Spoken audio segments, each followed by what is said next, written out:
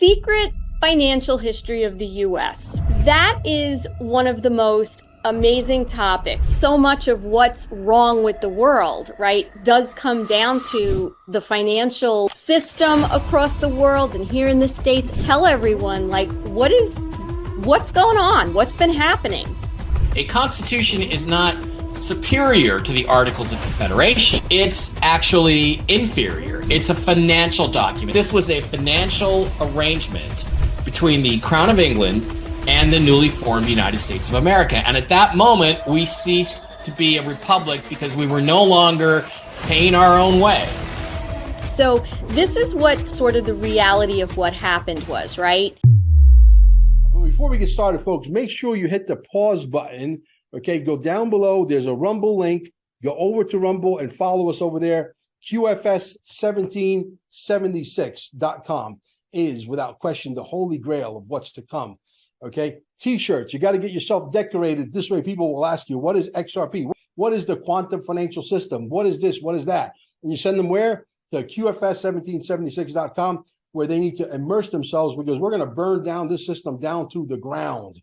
And out of the ashes will rise the phoenix. There'll be nothing to go back to. Believe me when I tell you that. Also, our Telegram groups down below. If you want to learn what's coming and you're sort of a little scared, I understand. Believe me, I was there too at one point.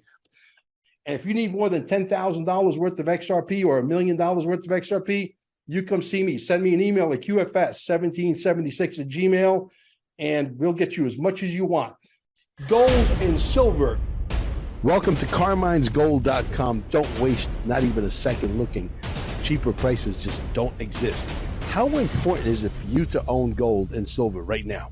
What does it mean to me personally? There's an economy that's about to crash beyond what words can explain. In 5 words, I'm going to educate you on gold and silver. Are you ready? You need to own some. Simple. Hi, Elisa V here. Did you know that medical bills are the leading cause of bankruptcy in the United States, accounting for 66.5% of bankruptcies? In fact, in 2022, 17% of adults with healthcare debt either declared bankruptcy or lost their homes due to it. We can all agree that the healthcare system is broken. Well, there is an alternative that I want to tell you about. It is Impact Health Sharing, which Yahoo News is calling the disruptor in the $4.6 trillion healthcare system. With Impact Health Sharing, you can choose the doctors, clinics, and naturopaths that you want with less restrictive guidelines. Medical bills are reduced to their fair market value, and premiums are 30 to 72% cheaper than competitors. Plus, Impact Health incentivizes healthy habits like supplements, gym visits, and therapy. Call 844-275-1056 and use the code Mel Carmine for a free quote today. Hey everyone, good day. Welcome to the Mel Carmine Show. I'm Elisa V, better known as the Queen of High Vibe, from my podcast, The High Vibe Show. And today I have the honor once again of sitting in for Mel. Going forward, as you know, I'm going to be here a couple of times a week. We're going to have some amazing guests talking about some really fantastic subjects. And please like and share if you enjoyed this video. Leave some comments as well. We love to read them. Now, I want you to remember, and I want to remind you guys, that we've got the upcoming Quantum Summit 2 on March 8th and 9th, which is going to be in Cape Canaveral. And, these tickets are going pretty fast. So you've got to register and you're going to want to be there. Not only are we going to have 2 days of amazing panels of experts talking about all kinds of things as it relates to the health of our country, governance, and all other subjects you can imagine in the truther community. I'm going to be one of your co-MCs along with my special partner there in crime, Molly Elwood, and you got to move fast on this. We're also going to have an amazing gala with karaoke and all kinds of great food, so you don't want to miss this. For more information, go to quantumsummit1776.com. Now, without further delay, let's begin the conversation today. I'm so thrilled to invite on our show today our guest, Mike Bara. And just a little bit about Mike. Mike is a New York Times best-selling author, lecturer, and TV personality. He began his writing career after spending more than 25 years as an engineering designer consultant for major aerospace companies, where he was a card-carrying member of the military-industrial complex. A self-described born-again conspiracy theorist, Mike has authored numerous books, including Ancient Aliens on the Moon and Ancient Aliens on Mars, Ancient Aliens on Mars 2, Ancient Aliens and Secret Societies and Hidden Agenda, and NASA and the Secret Space Program. Mike has made numerous public appearances lecturing on the subjects of space, science, NASA, physics, UFOs, and the link between science and spirit, and has been a featured guest on many radio programs. He's also appeared as a featured expert on UFOs, the lost evidence for the Travel Channel, and in 2019, Mike played the conspiracy theorist in the Science Channel series Truth Behind the Moon Landing. Wow, welcome, Mike. Yeah, that's not even all of it, but yeah, that's.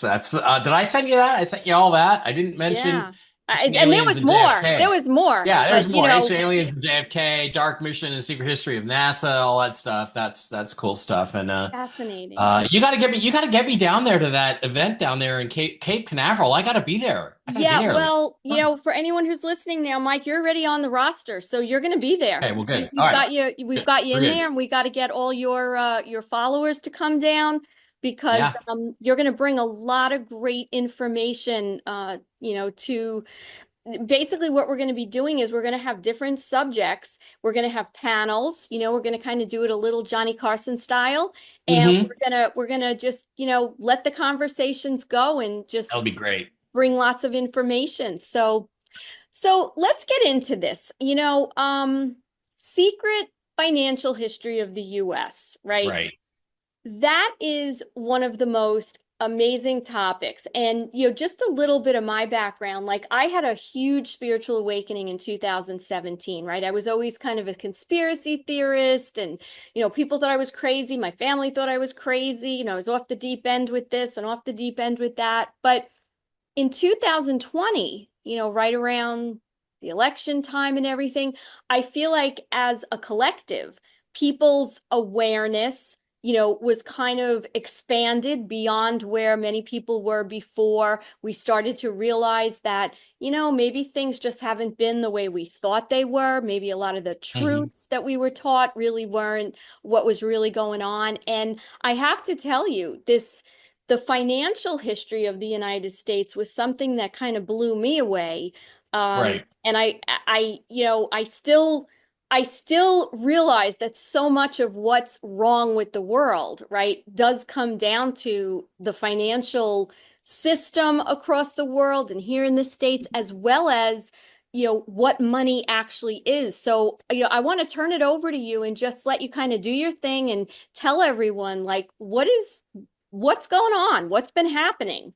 Well, the U.S. has a very unrecognized history, very interesting financial history, and there's so many things about our history that we're lied to about, and that we don't really understand, and that if you look at them in the context of what words actually mean and go through dictionaries and things like that, you begin to get a different picture of where we came from and how we got here.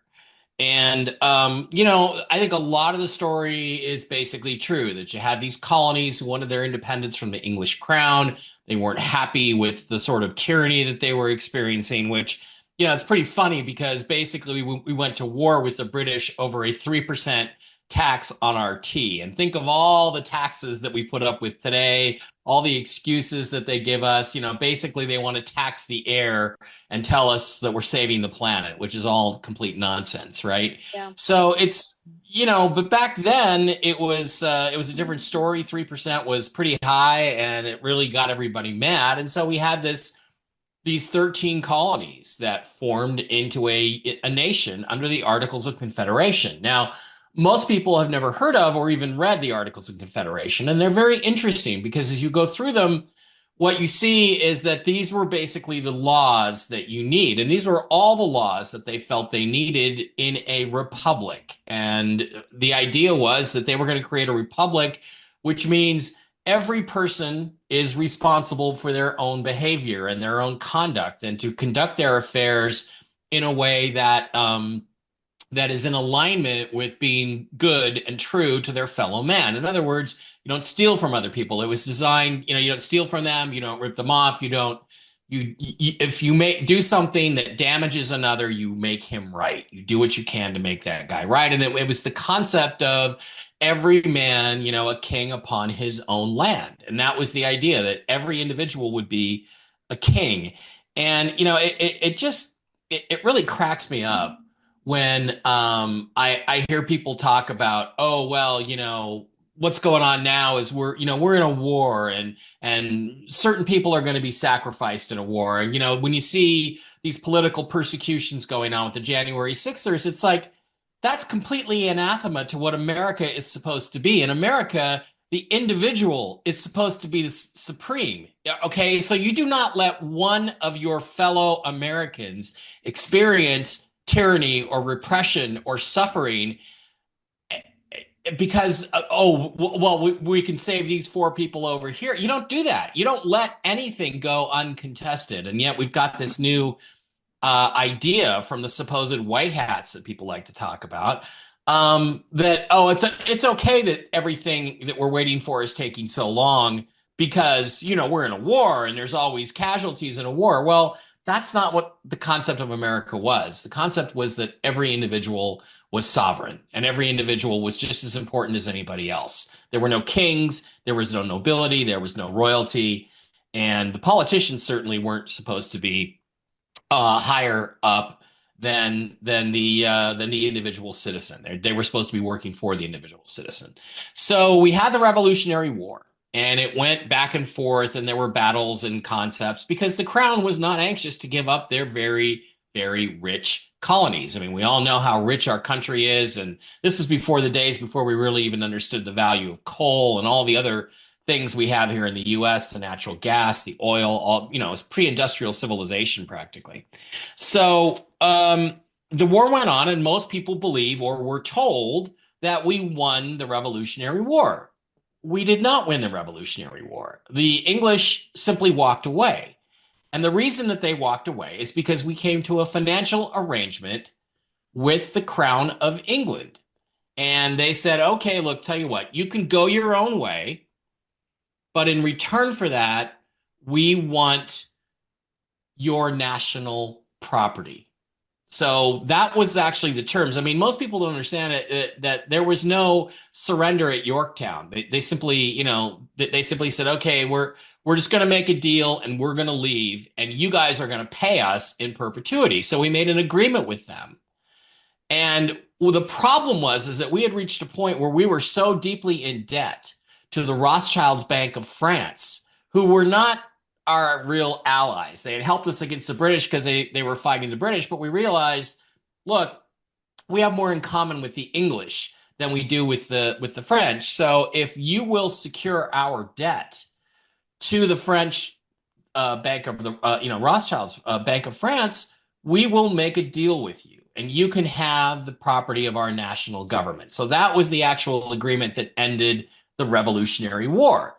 So what we had to do then is come up with a document which dictated out all of the rights and privileges that we had and what the British Crown would get in return. And that document is called the Constitution. Now, what most people don't really think about or even understand or know is that the word Constitution comes from constitutor. Well, what is a constitutor? It is someone who secures the debt of another party.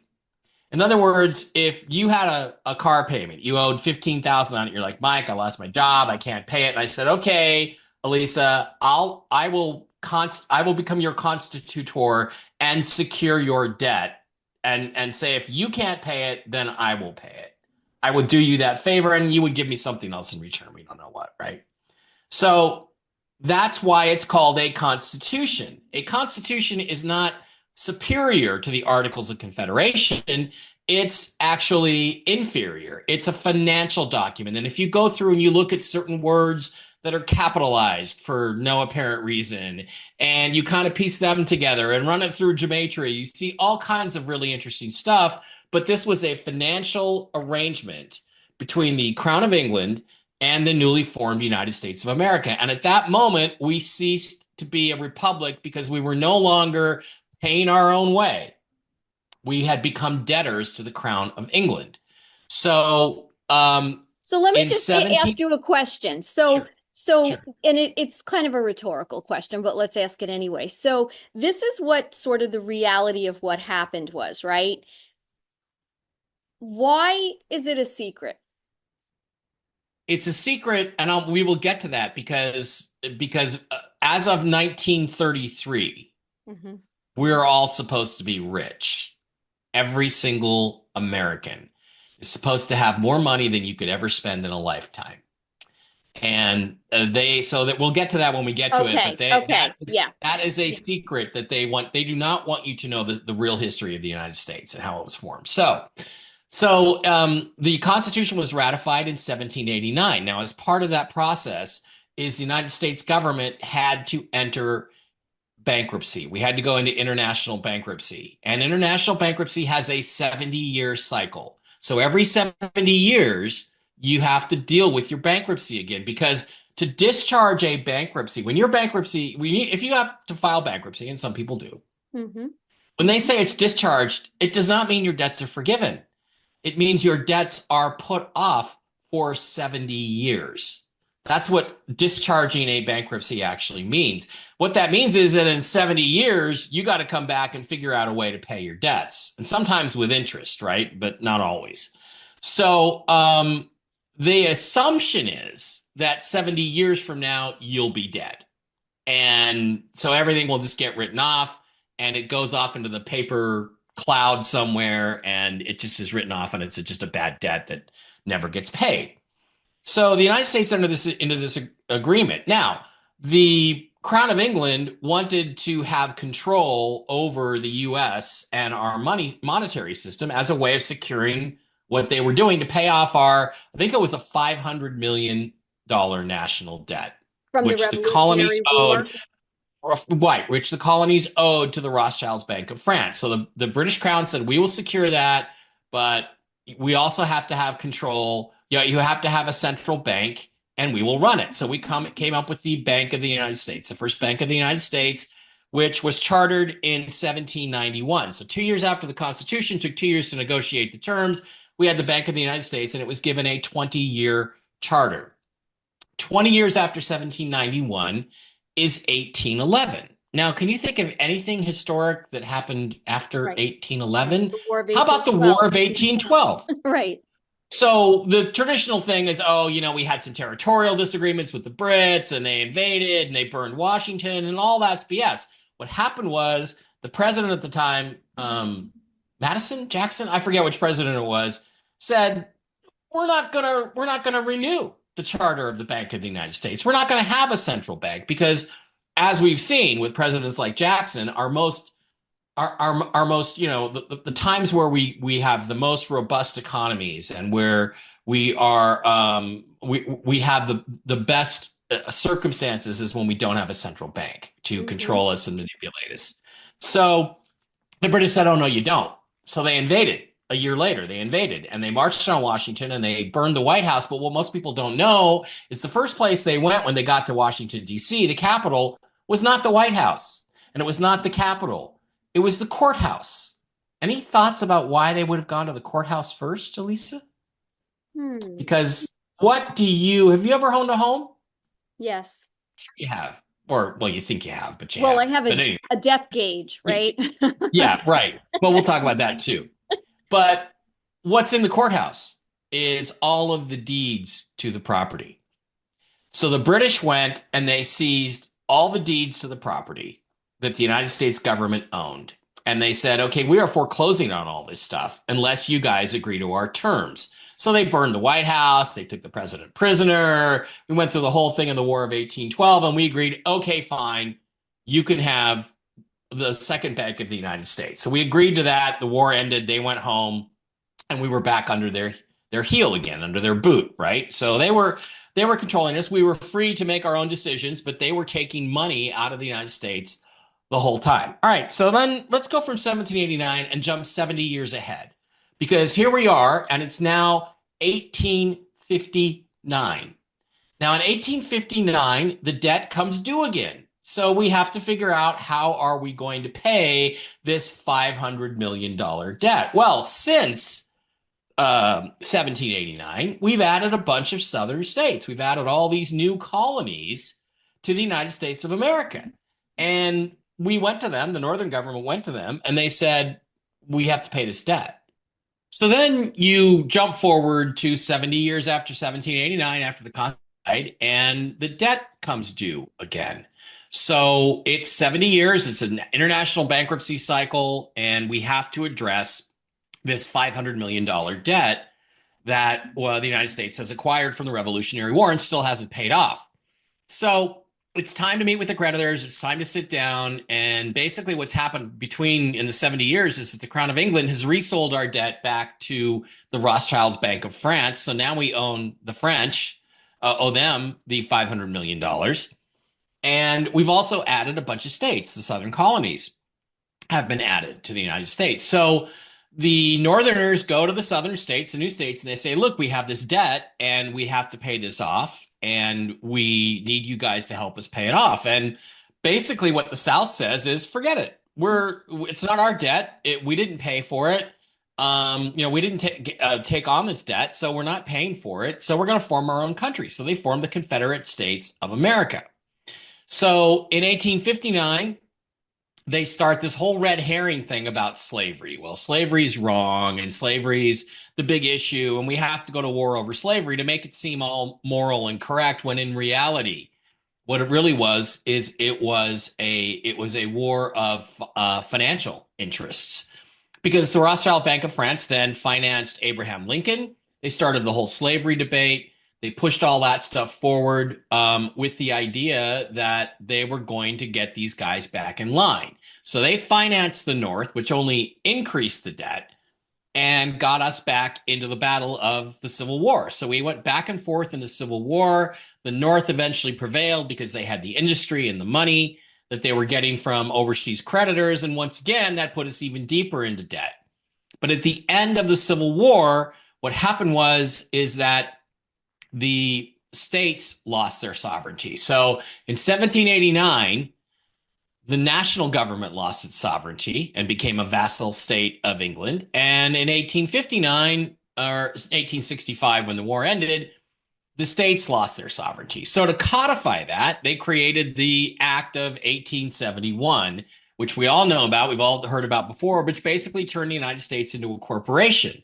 So at that time, the original Constitution, which was the Constitution for the United States of America, was replaced with the Constitution of the United States of America, which is what we've been living under, sort of a corporate yoke now since 1871. So that's what we all know. They formed the corporate government, but the republic still existed in parallel. It still existed as a shell around this corporate democracy, democratic entity. But they introduced all these concepts like insurance, liability, all these things that you need to have in a democracy. So it's a 70-year cycle. We've had the war. The North has won. The South has lost. The creditors say, okay, we're going to take this new deal where you're going to be paying us, by collecting taxes or whatever the methods were, tariffs, taxes, that kind of thing. And that's how we're going to get paid back. And we'll see you in 70 years to see if you can pay this debt off. So Mike, jump in forward. the meantime, the American people have no clue what's going on. They don't, listen, I like to think of myself as a pretty hip person when it comes to a lot of this stuff. I had no clue about, the Act of 1871. I didn't know that we were a corporation until maybe 4 or 5 years ago. So I think if you speak to the average American today in 2025, they don't understand this. They don't know what's going on. And I have a question before you move on. Where does the bar fit into all this and maritime law? Like, how did that enter? Is that to come that you're going to talk about, or did this start back as well? that part of the process is not really part of this my presentation on this, but it is important because the British Accreditation Registry, which is basically that you create an attorney to a torn is to twist or distort. In other words, everybody who's a member of the bar works for the creditors of the United States, the British Crown. So the whole purpose of the court systems in the US has become extracting money out of the people, right? It's part of the way of paying our debt off. And so that's why courts say that they're open for business from this hour, 9 o'clock to 5 o'clock. It's open for business because that's what the courts are all actually for. So that stuff's all interesting. And then you have the 13th Amendment, which was, became the slavery amendment. But in actuality, there's the original 13th Amendment, which was passed under the old Republic, right, which basically was about there will be no nobility or esquires. They had to get rid of that in order to bring in this sort of lawyer society where they could use the courts to put laws upon people, enforce laws upon people that were not passed by their representatives. And that was to circumvent the democratic and Republican process of the US government. So that's not a primary thing, but maybe I should add it because maybe I should go a little deeper into this and add it to the presentation. I think it's important because when you consider that nobody is really sovereign and you always have a partner. I mean, you get married, it's not just you and your spouse, it's you, your spouse, and the state, right? Anything you do, you are partnered with, this group that you have to go when you're married. When you're married, you are a corporation. You guys become right. a corporation, and your job actually is to produce assets for the state, primarily children. Yes. That's what you're supposed to do, is produce more tax-paying children for the state. So yeah, all that stuff is really true. But to me, it's kind of a sidebar. Yeah, because absolutely. Those things do not necessarily they were not what drove these historical events, which is what I'm focused on. Absolutely. So, but I think it comes into play as you go further when we start getting into like 1933 and birth certificates and all of that, because it kind of circles back to this whole idea of maritime law. It does. Yeah, but okay, go ahead. Finish your presentation. Okay, so 70 years after 1859 is 1929. Well, what happened in 1929? Well, we had the stock market crash, the onset of the Great Depression, which was all arranged, and the implementation of the Gold Act and the new monetary system and the New Deal. So that was all, of course, rehearsed, or that plan was created in 1909 at the meeting in Jekyll Island, where all the bankers, all the creditors of the United States, which by then were Warburg Pincus and the Rothschilds Bank of France and all these different corporate entities, these bankers got together at Jekyll Island and said, okay, we have this bankruptcy thing coming up in 20 years. What are we going to do about it? Because they'd already taken the sovereignty of our national government. That's why the United States has always been obligated to help the British, because we were subjects of them, right? Yeah. And in the Civil War, we took the sovereignty of the states. So the states don't really have states' rights anymore. They thought they did, but they really don't. So what are we going to do next? So the next thing they do is they say, okay, well, now we're going to take the sovereignty of the people of the United States. So they create the birth certificate, which is actually a financial instrument. Your birth certificate is put together with all the other birth certificates from all the people born in your birth year and is put together into a security. Any four financial instruments put together become a security, right? And there was actually a time, believe it or not, when you could go to the Fidelity website and you could do a search for mutual funds. And I did this. You can type in your birth year, 1970, you type in your birth year, and it will come up and it'll say, yeah, there's a mutual fund called 1970. And here it is. It's the value is $11.6 billion. Now that gets really interesting because so explain that to anybody who doesn't understand. In 1933, after they were, because again, these events happened and then it takes a couple years to pass all the legislation and get it all implemented. They implement the income tax. That was part of the payment plan for the 1933 debt. And what they said is, okay, we're now going to take away the sovereignty of the people. But the law of contract says that if you give something away, you have to give them back something of equal or greater value. So what did they give us? They gave us the ability to create unlimited credit. Okay, that's what we got as citizens. We were supposed to get in 1933. So that didn't exactly happen, right? Can you create unlimited credit? Yeah, you can, because every time you write a check, every time every time you spend cash, it's not money. Mm-hmm. It's credit. Your money, your dollar bills all say it's a promissory note. It's not a payment. It's a promise to pay. It's a debt. So you pay a debt with another debt.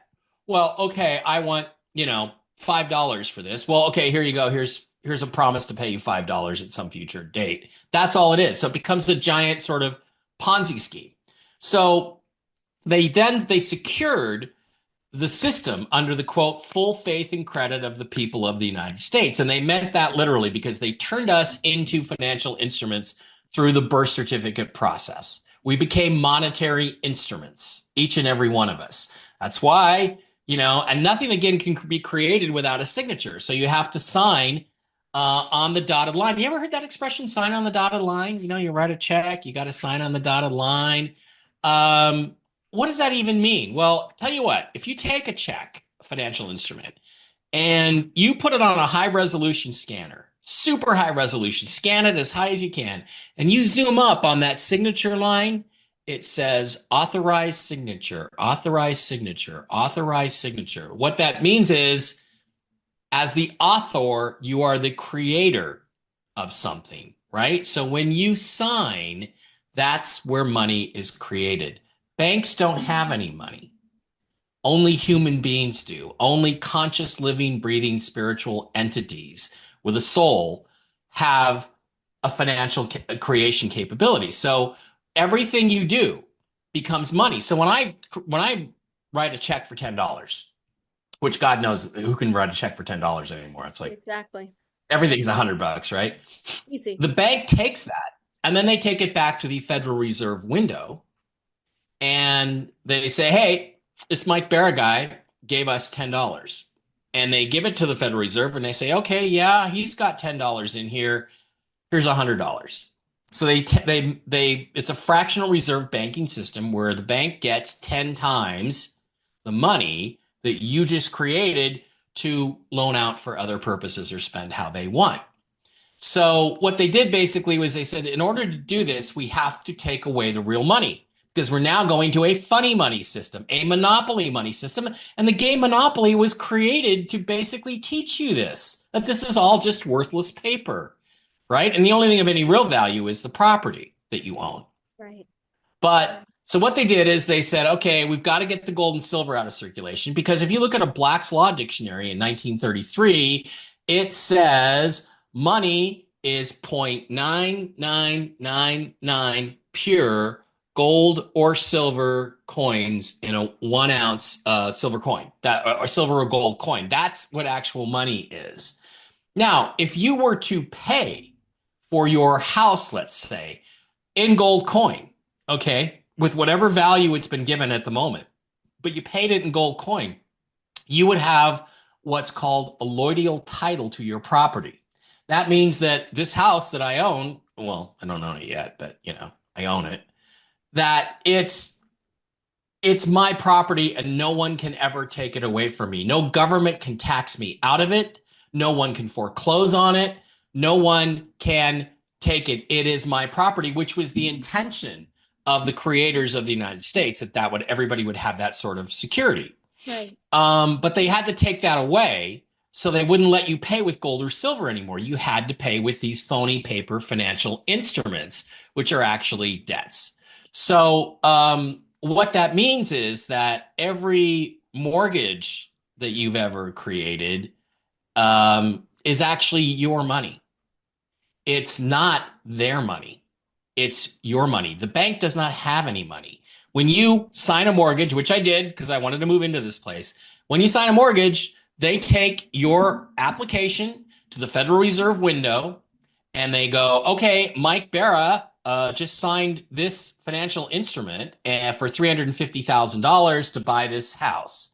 So what happens is then is the Federal Reserve Bank then gives them the $350,000 plus 10 times that amount. So that'd be what, 3,500,000? Right. So they fractionalize it, right? So they get all this money, and then they defraud you into signing a document because they won't give you the quote mortgage.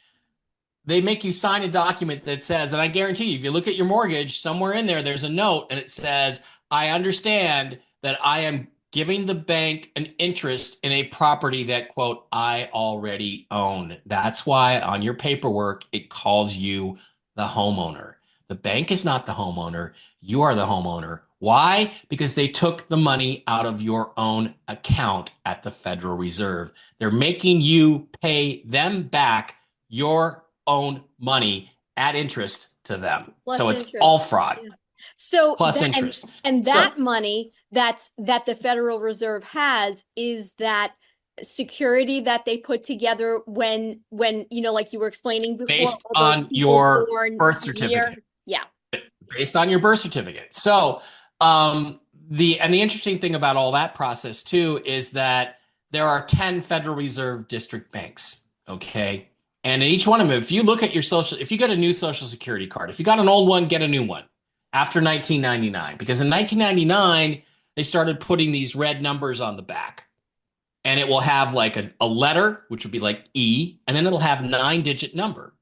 That is your account at the Federal Reserve branch that card was issued from. So if you got a card, 10 different Social Security cards, they would all have a different red account number on the back. Red is the color of the republic, by the way. So blue is the color of the democracy. So it's public funds versus private funds. So what they're saying is that, guess what? When I say people born in 1970 are worth $11.6 billion, it's $11.6 billion times 10, because you have an account at each one of those Federal Reserve branches. All 10 districts, you have an account. So how much are you really worth? Hundreds of billions of dollars. So when they print money, people say, oh, they're printing money out of nothing. They're not printing money out of nothing, Elise. They're printing it out of your bank account at the Federal Reserve at one of those 10 different districts. So if you look at dollar bills, I don't have my wallet in front of me. I should have been more prepared. I should have my Social Security card here. But if you look at dollar bills, they will have that same thing. They will have that letter E and then 9 digits after that. And maybe now they've started putting a letter because they're printing so much money. So they've added other letters in front and at the end. But if you just focus on the first letter and the 9 numbers, I guarantee you that is a number on the back of somebody's Social Security card printed in red. It is printed out of their account because they have no money. The bankers don't, and the government does it. They print this illegally out of your account at one of the Federal Reserve branches. So I would suggest everybody get that copy. Now, so you think this isn't true? Okay, fine. I heard about this in like 2009. I'm like, well, I got this Capital One credit card. I owe about $4,500 on this. I'm going to go online and pay this bill. So I go online and I pay this bill to pay the bill. And I look up and I'm like, okay, letter E. What is the letter E? That designates which Federal Reserve branch it comes from. So I went and I found Federal Reserve, just did a, Federal Reserve letter codes.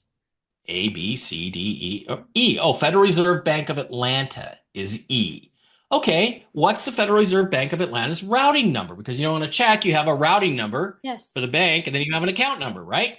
So I typed in the routing number that I got as the routing number for the bank account, and then I typed in the 9 digits as my account number. Pressed enter, boom, went through, zero balance, boom. Now, it's important to understand that would not have gone through. Yeah. That would not have gone through unless there was a real account there with real money in it, because they do an automatic, even in 2009, they did an automatic ping. Yep, the money's there. Boom, your $4,500 is paid off. Now, they came back 2 weeks later and said, oh, well, you can't do that. And I'm like, well, I just did. And they said, well, that can't be right. You still owe us the money. And I said, no, I don't. I paid it off. And you just sent me these receipts. Here's the receipts. Never heard from them again. The account disappeared off my credit report. Never heard from them again. Wow. They So just said, okay, this guy knows what the scam is. We're just going to leave him alone. So that begs the question, like, let's just say everybody's watching this show, right? I'm sure most people, the majority of people have balances on their credit cards, right? Because we're living in a debt system. Right. What if everybody did that? Well, I wouldn't recommend that, and I do not give financial advice. Right. I'm just saying Here's the thing. hypothetically, Here's the thing. They would have to pay it off, but they'll try to come back and say you can't do that and you shouldn't pay that off. So, it's risky because they can call that wire fraud if they want to charge you. So I don't do that anymore. It was just an experiment and it's evaporated into the autumn mist. So who knows, now. But I would be careful about doing that, and I would certainly not advise anyone to do it. But on the other hand, if you want to fight them, just go ahead and do it and say, okay, let's see what happens. It's pretty interesting, like as an from an experiment standpoint, that people that can sort of, I don't know, just I do not encourage, and I am not encouraging anyone. Yeah, and neither am I. I just was saying from a theoretical standpoint, not even like to that question, but if everybody understood this I guess was more of my point, and you had like 100,000 or 1,000,000 or 2,000,000 people doing this, what would happen? Like, it's more of it was more of a hypothetical question about like how would they deal with that? You know what I mean? Yeah. That was really what my point was. Not well. It would be great if people talk about how to mess up the system, and if everybody did that in one day, it would really mess the system up. It would be pretty interesting, right? Right. So they created this system. So all this stuff's happened. They take away the gold and silver. You can't have a lloydal title anymore. So now, not only do we own all the property of all the individual citizens, we own the individual citizens themselves. They become chattel or whatever. And that's when they brought in, the berth. What's a berth in naval terms? It's a place where you stick a ship. So you're a ship at sea in commerce. And they created, all the stuff with the straw man account and all caps and all that stuff that we know about in 1933. But the agreement in 1933 was, all right, in order to pay this off or get the creditors off our back and allow them to agree to bankruptcy, we have to go to the next step, which is, okay, you're going to have to start a war. The Civil War paid us really well. We want to get paid again. So World War II was started. And, they took time. The Rothschild, there's reports that the Rothschilds were the primary financiers behind Hitler, that he wrote Mein Kampf on a Rothschild typewriter or a typewriter they bought for him in prison and all this stuff. And so we had World War II, which was the way to put us forward into the next debt cycle. So we had World War II, and then it was really interesting because what did we do after World War II? They came up with the Marshall Plan, right? Remember the Marshall Plan? You ever hear about that in school? And then we had the Japanese plan. And so what they did is they destroyed these countries, and then we created new currency for them. And 10 years after that, the German Deutschmark and the Japanese yen revalued. And suddenly, all of the debts were paid for. They were all paid for. It's really interesting stuff. I mean, people don't realize, when World War I, when World War I ended? According 2018. It ended in 2018 when the Germans made their last payment under the Treaty of Versailles. So they were paying for 100 years before that finally all ended. And, so this is all really interesting stuff. And the other thing people don't understand is that all the things they did in 1933, the New Deal is completely extra constitutional. It doesn't there's nothing in the Constitution that allows you to create an IRS, an FBI, a Department of Energy, a department, Environmental Protection Agency, Department of Agriculture. It's only maintained by the United States being in a state of declared emergency. And the United States has been in a state of emergency since the day the New Deal was implemented in, I believe, 1933. So all we have to do to put an end to all of this bloated, corrupt government bureaucracy, all Trump has to do is cancel all of the states of emergency. In the United States, I mean, we have been in a constant state of emergency that lasts, 3 months, 6 months, a year. Presidents have continuously, repeatedly done this. I even went and found on the White House website, the United States is under a state of emergency because of the threat posed by the nation of Montenegro. Okay, like So they're just that's how using ridiculous. If you go to the website, they just use any excuse to keep this state of emergency to going. keep this state of emergency going, and it is an excuse after excuse after excuse. So you have all these new concepts. The money now becomes a paper system, which isn't going to last forever. President Reagan and Francois Mitterrand meet in the 1980s, and the president of France, who, by the way, the Rothschilds own most of our debt. And so they said, look, this fiat system's not going to last, so we have to come up with a plan to replace it. So that is where we are now in 2025, still waiting for the Reagan-Mitterrand protocols to be executed and us to get out of this system and back to an asset-backed or a gold-backed system. But let's jump forward 70 years. So we go from 1929 to 1999, 70 years later. So we have another debt situation. So what do you think they came up with this time? Well, they came up with something called the 1099 OID, original issue discount, which is a tax write-off for all the credit that you create. Okay. And it's actually in the tax software, the tax documents. It says, do you have any 1099 OID income? Nobody really knows what that is. So you just say, yeah. Well, how much do you have? Well, let's see. Let me go back to my bank account. How much money did I spend last year? Oh, $114,000 is what I spent. Okay, I had $114,000. So you're supposed to get that back. That's one of the things they gave us in 1999. Now, some people did this and got into trouble for doing it. Sean David Morton, the late Sean David Morton being one of them.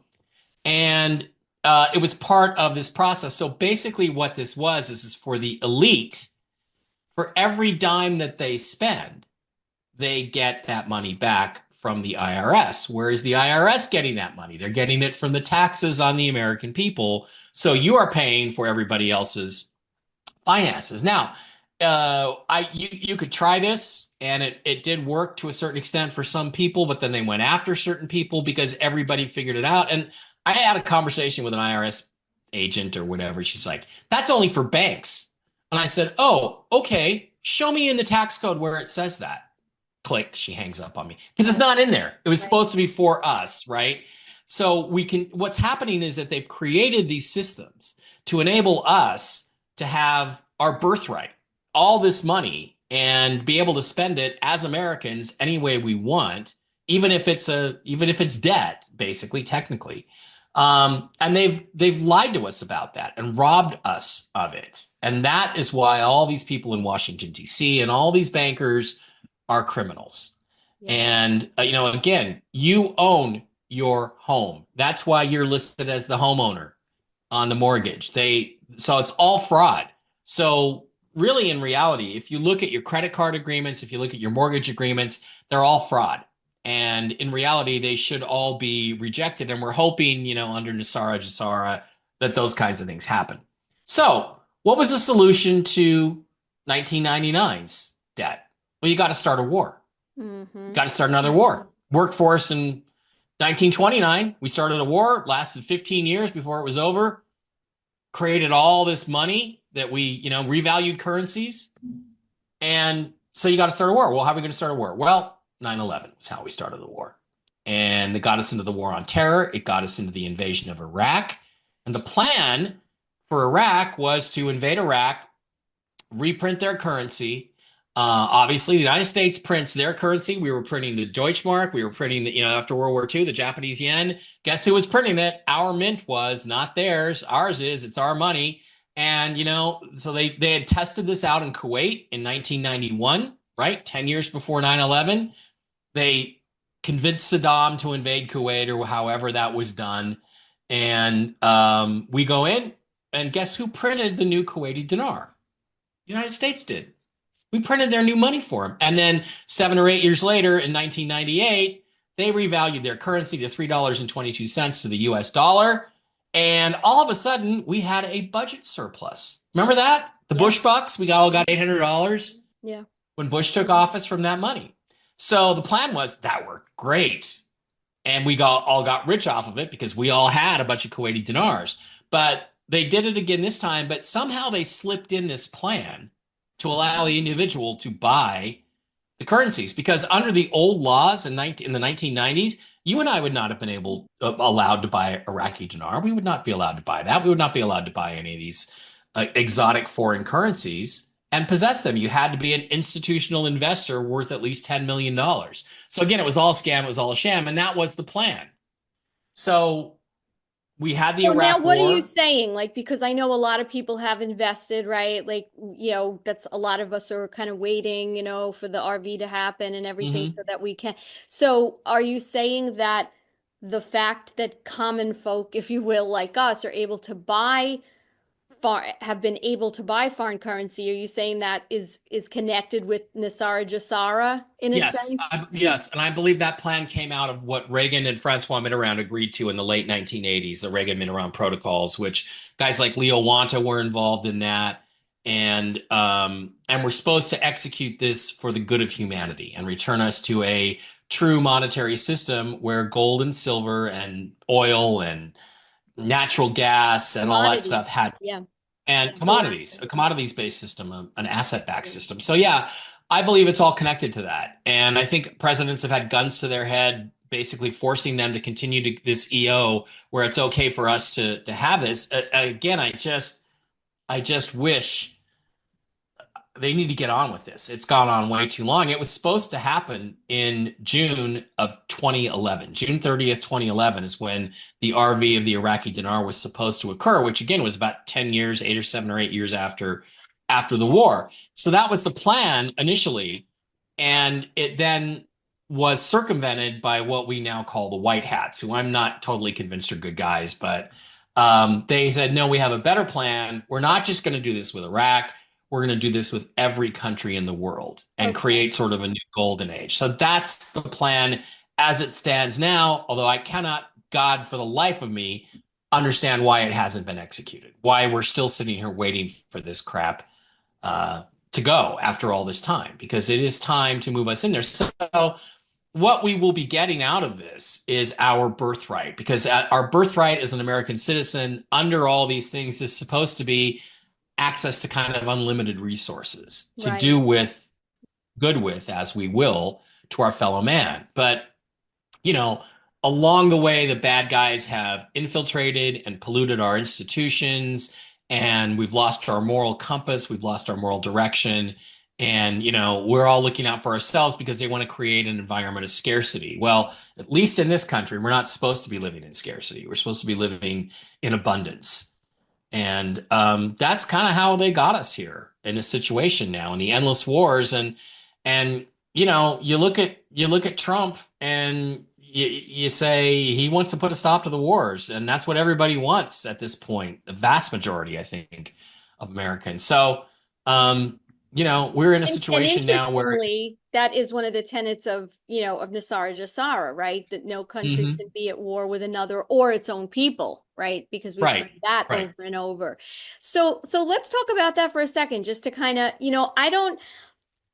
I don't care what we call it, right? Because, I don't know that there's not going to be a day, in my opinion, that someone's going to pick up a phone and say, "Hey, everyone, we're implementing Nasara Jasara," right? Like it's not going to Yeah. happen like No, that. It's going to no. happen in these small ways. It's not going to be called that. So now we're talking about ending the IRS, right? Well, Which, and as an example, as a yeah, great example of that, I just read a story where yeah, where certain people in Social Security are going to be getting an extra 1,800 and some odd dollars a month for quite a while, and it's like a certain period of years.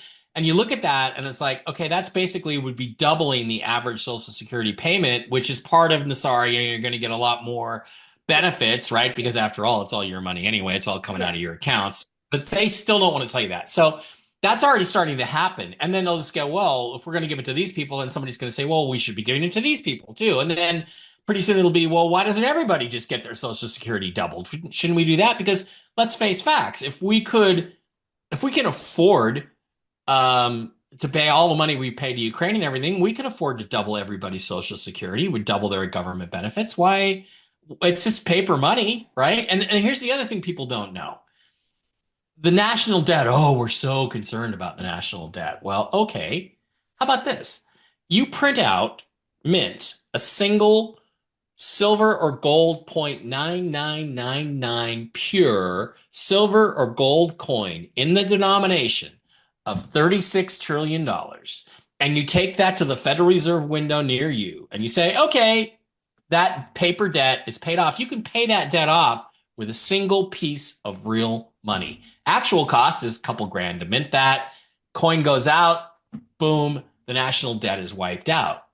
The other thing you could do is you could link the national debt to the value of gold. And then you could say, well, the value of gold is now, $1 million an ounce. And all of a sudden, all the gold we possess pays off the national debt. So people are concerned about these things, and I think they need not be, because there's lots of bankers' tricks to get rid of this debt that we have, that the nation has. Absolutely. And I think honestly, a lot of people don't even understand where the debt is coming from. Like Right. they don't understand it, and they just do they just repeat these talking points without really understanding what it really means. And that forget about the national debt, worry about why you're in debt. Why are you in debt? What put you in debt as a person, and it's very interesting because I mean, if you had a guess, and you've been in this for a long time, where would you say, as far as Americans go, where you think the percentages of people who kind of get it and don't get it? Because Less than 5%. Less than 5. Yeah, I was going to say. Same thing with, less than 5% that actually get it, because if they got it, they'd be involved in, and I don't want to say an investment because it's not an investment, it's a redemption and exchange of foreign, they'd be involved in all this stuff. They'd be involved in crypto. They'd be involved in foreign currencies. They'd be hoarding gold and silver. And so few people are really doing that. So there's not very many people that are actually awake. It's a very limited degree of people that are into it. So, and do you think that's part of the reason why they're going to float, if you will, these aspects of Nasara Jasara in a digestible way that people can make sense of? They have to do something to placate us, because they cannot tell us where money really comes from. That's one of the things where if I talk about that, I'm going to get in trouble, not with the government necessarily, with the people. Let's say the white hats. Let's say I got invited to Mar-a-Lago. Well, I'm probably one of the few people there, besides Trump and some of his people, that understand what money really is, where it really comes from, and who it really owns it. They can't do that. They cannot go to the American people and say, oh, by the way, everybody born after 1933 was supposed to be worth billions of dollars, and we just kind of stole all that from you and didn't let you access any of it and made you miserable and broke up your marriage. And they're not going to say that, and they can't say that. So they have to keep belief in the system alive to a certain point. So what they're going to do is they're going to placate us with benefits, with our Social Security. They're going to say, well, the banks, everybody thinks the banks are thieves anyway. They're just going to say, well, the bankers kind of ripped you off. You got mortgage, here's your interest back. They shouldn't have charged you interest. So they're not going to give us our principal back. They're just going to give us our interest back. But everybody's going to be so happy to get, let's say you had $400,000 in debt in your lifetime, your car loans, your home loans, your credit cards. Let's say it came to 400,000. So they're going to give you that back plus 10 times, because it's a fractional system, right? So they're going to go, well, they're not going to tell you have unlimited funds, but they're going to say, well, how about $4 million? Will you take $4 million and be happy? Hell yeah. Who's not going to be happy? Who's going to say no? Right. So, and the same with the income tax, right? Which we're hoping will happen too.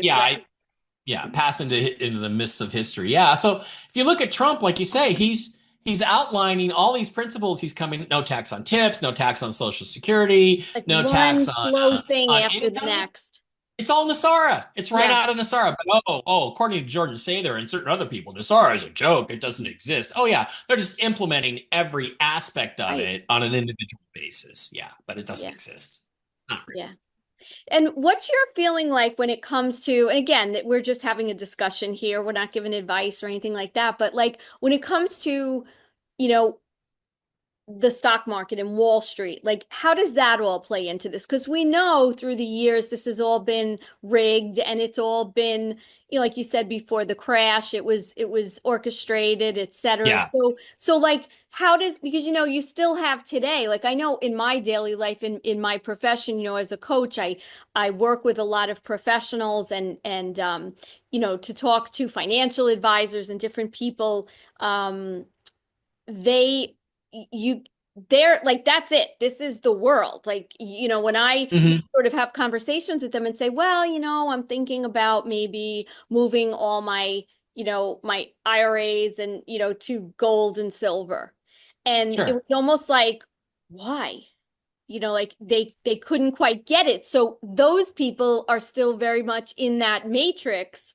Right. So talk about that a little bit. Like where do we go with that? What happens with that in your opinion with Nisara Well, and Jasara? you talk to people. Like I interviewed Carrie Ann Thornton, who is Mhm. med Great bed interview, expert. by the way. Yeah, thank you, and wonderful, wonderful woman, and you know, um, and has great information, and it's like oh, we're all going to move into 5D, and we're going to move beyond this, and there's not going to be any money, and it's like I do not see that transition happening rapidly. I don't think it's an overnight thing. I think it has to be generational. You have to raise kids in an environment where things are different. The people who have been raised like you and me, we're still going to need the old system for a while. I mean, we are. It'll suck if I can afford a Ferrari and everybody can afford a Ferrari. I don't want that. I want to go 10 or 20 years where no, it's just like it is now. Only I can afford a Ferrari because I was smart enough to figure this out. I mean, Right. we all want that, right? So the system is going to be in place for I think for a while. I don't think it's an instantaneous change. And what they will do, like you said, is just sort of implement these things incrementally, bit by bit by bit, until we're in sort of a new world and a new way of thinking about money and resources, to the point where eventually it'll be maybe a Star Trek thing where we don't need money. But it's funny because if you watch the original Star Trek, they still had money. If you watch the original show, they're like it's always talking about getting paid, and Yeah. so it's I don't know. I just think I think that we're it's going to take some time to get everybody up to speed on this. A lot of my friends in the alien community, which is where I came from, think, oh, we're going to have disclosure tomorrow. It's like, no, we're not. No, because Right. people aren't ready for it yet, but they're getting them ready. And I think what's going on there, not that you asked, but Oh is no, that, please say, because that that's a big area for me, personally, that I am so intrigued with. So right. yeah, tell me. Well, I wrote my book, Ancient Aliens and JFK, because basically the premise is JFK had agreed with Khrushchev to go to the moon with Russians. We're going to go together. We were not going to fight. There was not going to be a space race. We were going to go together. And we were going to share whatever we found there. And the inside guys knew that there was alien bases on the moon. They knew there was alien technology on the moon, and oh, we're going to go to the moon with these guys who just pointed nuclear missiles at us a year ago in the Cuban Missile Crisis. We're going to go there with them and we're going to share the alien technology we find on the moon. I don't think so. We have to kill this guy. And that's when they decided to kill President Kennedy. And I think that's the reason for it. And then I look back and I look at Trump, and Trump released a bunch of Kennedy documents. And so they supported like my theory about the Kennedy assassination. That's what pushed me to write the book in 2018. And then at the same time, all of this UFO stuff started appearing in the news. The New York Times, Washington Post, TV network, 60 Minutes started doing these reports on, oh, the government is now leaking what they know about UFOs and aliens, and there might really be aliens, and maybe they're bad. And so this all happened in 2017. But what people don't remember is what happened with the documents that Trump released. He released a lot of the Kennedy documents. He did not release all of them. He was asked by the intelligence community to hold certain documents back, and he did it. Now, Donald Trump is no fan of CIA, FBI, the intelligence community. Why did he do them that favor? And then there's the rumors that he said to somebody asked him at a party at Mar-a-Lago or something, what's in the Kennedy documents that you held back? And he said, it's terrible and you won't believe it. So I started thinking, okay, so right after that, in 2017, is when all this UFO stuff started leaking. The Pentagon released the reins, and a lot of these videos they're just drones, but we got that, and then we've got this constant aliens thing in the news being taken seriously by the news when it was never taken seriously before that. And I thought, okay, maybe I'm onto something here, because here's the thing. If Kennedy was killed because of aliens, because they didn't want alien technology or the secret of the existence of aliens to get out to the world, and that's what's in the documents, what do you have to do before you can release those documents? You have to, just as we talked about with the financial stuff, you have to condition people that the idea is possible. Yeah. So I think when I look back at all this stuff that's gone on in the news media over aliens and including the drone sightings, I think this is all stuff to condition us for the idea that there might be aliens, to get us used to for what happens when those documents come out. So I think that, and it's the same thing with the financial system. They're going to get us, they're going to slowly condition us into the new system and the new way of thinking. But I think in that one, they're going to try to not tell us the whole truth. They're going to kind of like not tell us the whole truth. They're not, I got to be honest, I was on Coast to Coast AM with George Norrie last night, and he knows, apparently he texts with Bobby Kennedy, and I said, you've got to get me on that assassination committee. You've got to help me testify in front of them, because I'm going to line up everything about why I think his uncle was killed. And I think I can support it with evidence and documents and stuff. So anyway, we're in an exciting time. We are. And like, I think the other important thing is, though, like, not to go too far down that rabbit hole, but, financial alien, like, there's a lot of things that gel together, because even with Kennedy, if you're not talking about the secret alien technology or any of that, you're talking about the financial system that silver certificates, right? Were mad at him about, so either way, you're talking about these secrets in these areas that have been kept from the people. And, listen, you can't, it's just like, you're not going to wake someone up by throwing a bucket of ice on them, right? They'll give them a heart attack. So, they have to do it in such a way that serves no purpose, right? Like, I know, like, some of us in the community, we get so frustrated because we're tired of being either insulted or told we're crazy, or, after doing like 11 million hours of research, and, we still don't know what we're talking about. And we want sort of that vindication sometimes, like, I don't care, I'll let them hear. Sure. But from a spiritual standpoint, we don't want that, right? Because these people are on their journey, but we have to start, it has to be done in such a way that, like you said, people become conditioned, and also it's like the opposite of how they've been not only conditioned, but brainwashed. So we're sort of undoing a lot of that. The brainwashing. It's a deprogramming plan is what it is. And and I agree with you too about all the Kennedy stuff. I mean, I think that it wasn't the reason they killed him, but I think it was I think it was the last straw. I think because 10 days before his assassination, he had signed these national security action memos to tell NASA and CIA to start sharing information with the Russians. And they were like, okay, I think that was the last straw. But they had all these other reasons, you're right, including the financial reasons for wanting to get rid of him. And that revelation will be terrible, but I'm with you too. I'm like, let's pull the scab off, we've put it out there. Let's just get it done. Let's do it.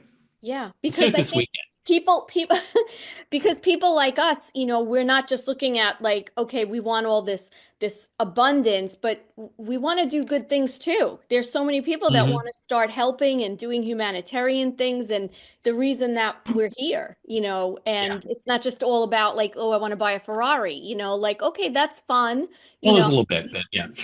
it's fun, right? But I think No, it was interesting. I had a psychic once tell me it's like it's okay to do that, to go buy a ridiculous car and drive it around for a year if that's what you want to do, because when you go to give, you're going to give with a fuller heart. You're going to, your everything's your whatever needs you had are satisfied. So you're going to be able to give in a happier, better way. So I think that's true.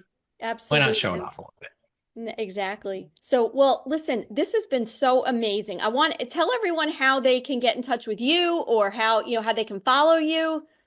Okay. Well, I got a website. It's just mikebara.blogspot.com. It's a cheap, doesn't cost me anything website.